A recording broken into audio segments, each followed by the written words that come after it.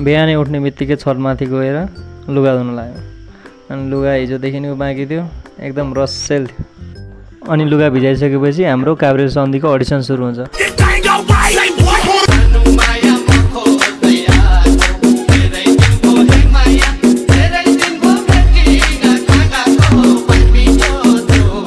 काभ्रेल सन्धिको selection भइसकेपछि हामी लाग्यो लुगा धुनतर्फ।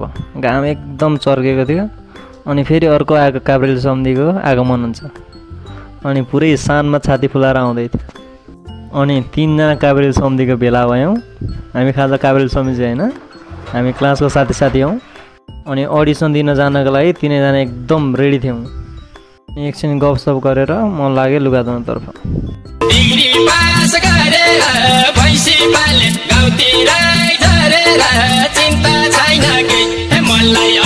धोको लुगा सुकाएर हामी रुममै भलिबल खेल्न लाग्यौँ।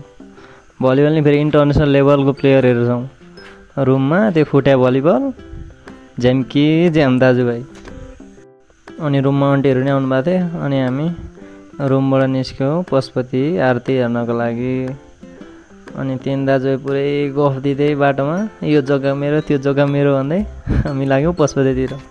पशुपति पुगिसकेपछि हामीले भेट्यौँ अर्को काभ्रेल समितिलाई। हिजै जाने भनेको पशुपति, आज जाने हाम्रो प्लान मिलिसकेपछि टक्क सबैजना मिलेर हामी आरती हेर्न लाग्यौँ।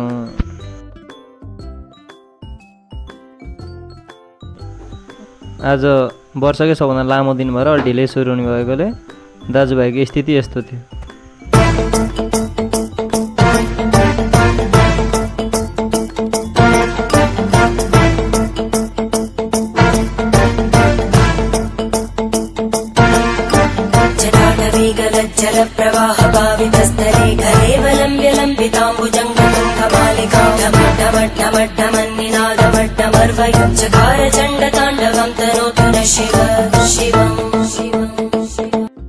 अनि आरती सकिसकेर हामी फर्क्यौँ रुमतिर।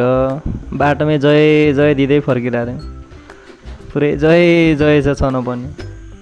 अनि बिच बाटोमा आएपछि धरर पानी पर्न लाग्यो। अनि हामी लाग्यौँ चरबडे खान। आजको लागि यति नै। See you guys next day.